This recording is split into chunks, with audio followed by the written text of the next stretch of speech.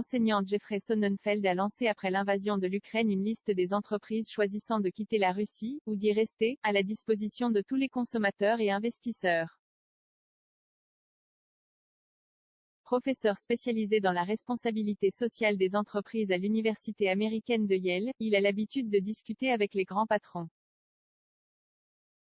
Il a choisi de monter au créneau après l'attaque de la Russie car il n'y a pas de « juste milieu » possible face à Moscou. Pourquoi avoir lancé cette liste?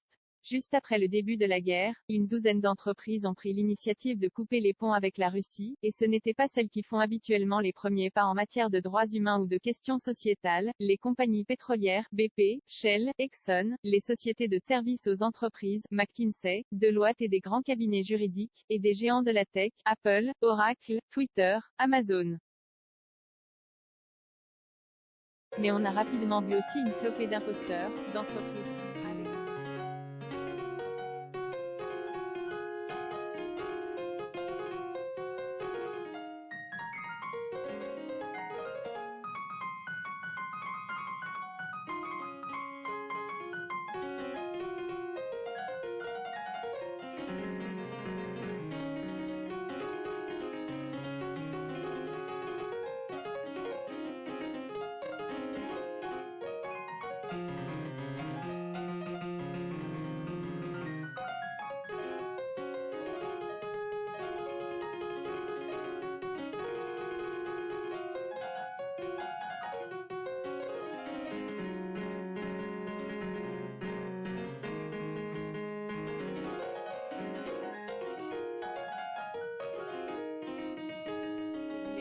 Leur réputation soit entachée. Certaines entreprises ayant fait face ces dernières années à des controverses comme les compagnies pétrolières avec le changement climatique ou les compagnies de la tech avec la protection des données privées, ont utilisé cette opportunité pour montrer qu'elles pouvaient parfois choisir le bon côté.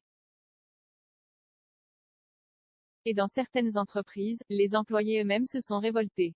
La génération Z se tient vraiment à certains principes et estime que là où elle achète, là où elle investit et là où elle travaille, a de l'importance.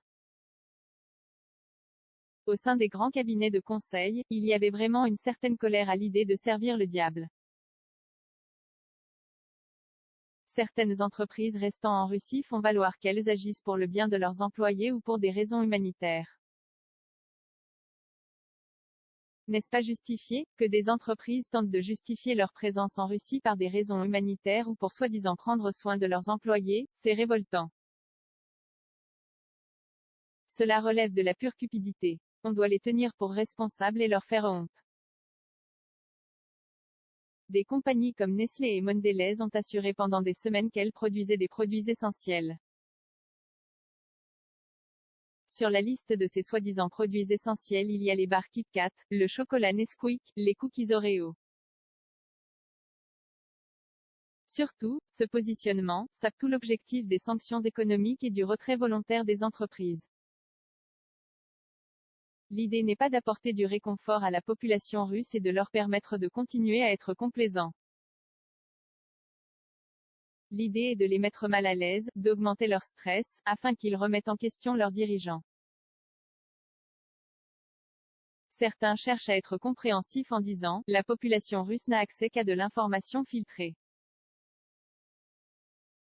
Mais les Russes eux-mêmes le savent. À eux de remettre en doute ce qu'on leur dit. S'ils ne le font pas, c'est qu'ils sont volontairement ignorants. Les Ukrainiens, eux, n'ont pas ce luxe. On leur a jeté une dure réalité à la figure. Les Russes enfreignent des cessez-le-feu, des hôpitaux pour enfants sont bombardés. Il n'y a pas de juste milieu, ici. Notre dossier sur l'Ukraine tous les jours, des entreprises nous font savoir qu'elles sont furieuses d'être classées dans la liste comme des compagnies opérant encore en Russie. Elles nous font suivre les menaces qu'elles reçoivent de groupes de hackers comme Anonymous. Mais ce n'est pas notre problème, c'est un choix qu'elles ont fait. Et s'il y a des réactions négatives, elles n'ont qu'à changer leur position.